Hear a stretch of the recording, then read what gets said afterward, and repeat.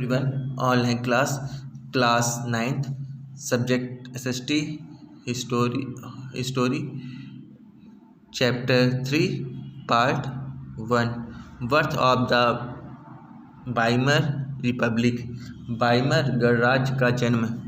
Germany, a powerful empire in the early years of the 20th century, forget the First World War 1914-1918 alongside the Austrian Empire and against the Allies. England, France and Russia all joined the war enthusiastically, hoping to gain from a quick victory. Little did they realize that the war would stretch on, eventually draining Europe of all its resources. Germany made initial gain by occupying France and Belgium.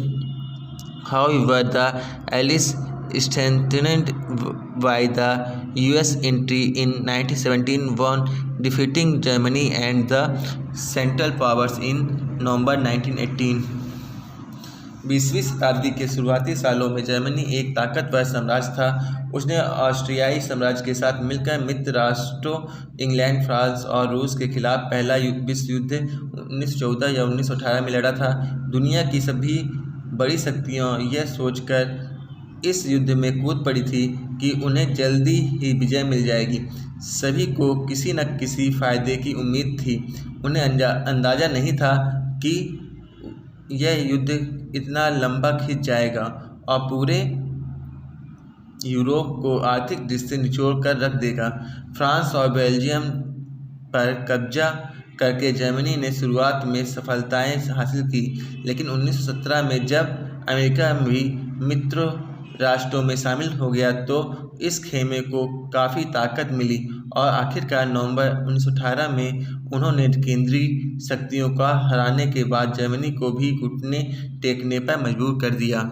The defeat of imperial Germany and the abdications of the empire gave an opportunity to parliamentary parties to recast German polity.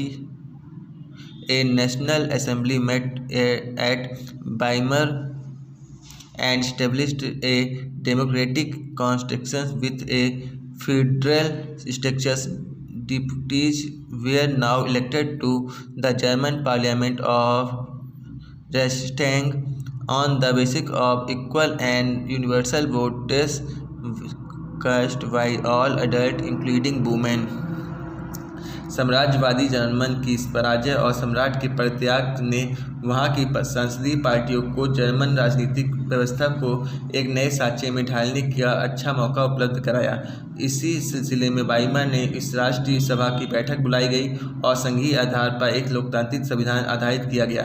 नई व्यवस्था के German संसद यानी राइखस्टाग के लिए जनप्रतिनिधियों का चुनाव किए जाने लगा. प्रतिनिधियों के निर्वाचन के लिए औरतें सहित सभी वयस्क नागरिकों को समान और सार्वभौमिक मताधिकार प्रदान किया गया. This republic, however, was not received well by its own people, largely because of the terms it was forced to accept after Germany's defeat at the end of the First World War. The peace treaty at Versailles with the Allies was a harsh and humiliating peace. Germany lost its overseas colonies, a tenth of its population, 30% of its territories, 75% of its iron and 26% of its coal to France, Poland, Denmark and Lithuania. The Allied powers demilitarized Germany to weaken its power.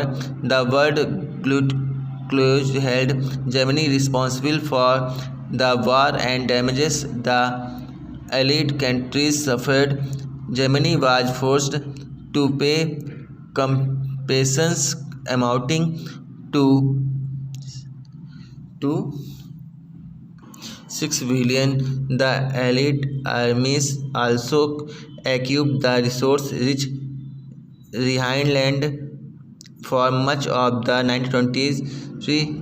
Many Germans held the new Weimar Republic responsible for not only the defeat in the war but the disgrace at Versailles.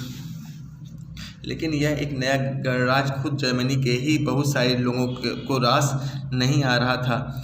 इसकी एक वजह तो यह थी कि पहले विश्व युद्ध में जर्मनी की पराजय के बाद विजयी देशों ने उस पर बहुत कठोर शर्तें थोप दी थी। मित्र राष्ट्रों के साथ वर्साय में हुई शांति संधि जर्मनी की जनता के लिए बहुत कठोर और अपमानजनक थी। इस संधि की वजह से जर्मनी को अपने सारे उपनिवेश, तकरीबन 10% आबादी, 13% भूभाग, 75% लोह भंडार और 26% कोयला भंडार फ्रांस, पोलैंड, डेनमार्क और लिथुआनिया के हवाले करने पड़े। जर्मनी की सही ताकत खत्म करने के लिए मित्र राष्ट्रों के उसकी सेना भी भंग कर दी। युद्ध अपराधबोध अनुच्छेद के तहत युद्ध के कारण हुई सारी तबाही के लिए जर्मनी को जिम्मेदार ठहराया गया। इसके एवज में उस पर 6 अरब पाउंड का जुर्माना लगाया गया। खनिज संसाधनों वाले राइनलैंड पर भी 20 के दशक में ज़्यादातर मित्र राष्ट्रों का ही कब्जा रहा। बहुत सारे जर्मनों ने केवल इस हार के लिए बल्कि वर्साय में हुए इस अपमान के लिए भी वाइमर गणराज्य को भी जिम्मेदार ठहराया। The effect of the war, युद्ध का असर। The war had a devastating impact on the entire continent, both physically and financially. From a continent of creditor, Europe turned into one of divorce. Unfortunately, the infant Weimar Republic was being made to pay for the sins of the old empire. The Republic carried the burden of war, blood, and national humiliation, and was financially crippled by being forced to pay compensations. Those who supported the Weimar Republic, mainly socialist, Catholics, and Democrats, become easy target at attack in the conservative nationalist circles. They were mockingly called the November criminals.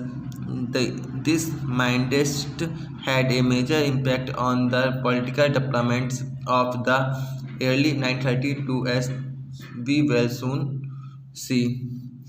इस युद्ध ने पूरे महाद्वीप को मनोवैज्ञानिक और आर्थिक दोनों ही स्तरों पर तोड़ कर रख दिया था। यूरोप कल तक कर्ज देने वालों का महाद्वीप कहलाता था, जो युद्ध खत्म होते होते कर्जदार का महाद्वीप बन गया। विडंबना यह थी कि पूरे साम्राज्य द्वारा किए गए अपराधों का हर्जाना नवजात वाइमर गणराज्य से वसूल किया जा रहा था। इस गणराज्य को युद्ध में पराजय के अपराध बोध और राष्ट्रीय अपमान का बोझ तो ढोना ही पड़ा। हर्जाना चुकाने की वजह से आर्थिक स्तर पर भी वह अपंग हो चुका था। वाइमर गणराज्य के हिमायतियों के मुख्य रूप से समाजवादी, कैथोलिक और डेमोक्रेट खेमे के लोग थे। रूढ़िवादी, पुरातनपंथी, राष्ट्रवादी मिथकों की आड़ में उन्हें तरह तरह के हमलों में निशाना बनाया जाने लगा। नवंबर के अपराधी कहकर उनका खुलेआम मजाक उड़ाया गया। इन मनोदशा के 30 के दशक की शुरुआत राजनीतिक घटनाक्रम पर गहरा असर पड़ा। The First World War left a deep imprint on European society and polity. Soldiers come to be placed above civilian politicians, and publics laid great stress on the need for men to be aggressive, strong, and masculine. The media glorified trans life. The truth, however, was the soldiers lived miserable lives in these trenches, trapped with rats feeding on corpses. They faced poisonous gas and enemy shelling and witnessed their rank reduced rapidly. Aggressive was propaganda and national honor occupied center stage in the public sphere, while popular support grew for conservative dictatorships that had recently come into being. Democracy was indeed a young and fragile idea which could not survive the stability of interwar Europe. पहले महाद्वीप के यूरोपीय समाज और राजनीतिक व्यवस्था पर अपनी गहरी छाप छोड़ दी थी। सिपाहियों को आम नागरिकों के मुकाबले ज़्यादा सम्मान दिया जाने लगा। राजनेता और प्रचारक इस बात पर जोर देने लगे कि पुरुषों को आक्रामक, ताकतवर और मर्दाना गुणों वाला होना चाहिए। मीडिया में खंदकों की जिंदगी का महिमामंडन किया जा रहा था, लेकिन सच्चाई यह है कि सिपाही इन खंदकों में बड़ी दयनीय जिंदगी जी रहे थे। वे लाशों को खाने वाले चूहे से घिरे रहते थे। वे जहरीली गैस और दुश्मनों की गोलाबारी का बहादुरी से सामना करते हुए वे अपने साथियों को पल पल मरते देखते थे। सार्वजनिक जीवन के आक्रामक फौजी प्रचार और राष्ट्रीय सम्मान व प्रतिष्ठा के चाय के सामने बाकी सारी चीज़ें गौण हो गई। जबकि हाल ही में सत्ता में आए रूढ़वादी तानाशाहों को व्यापक जन समर्थन मिलने लगा।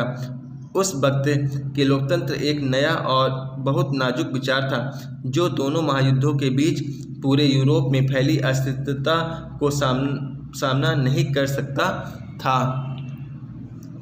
Thank you.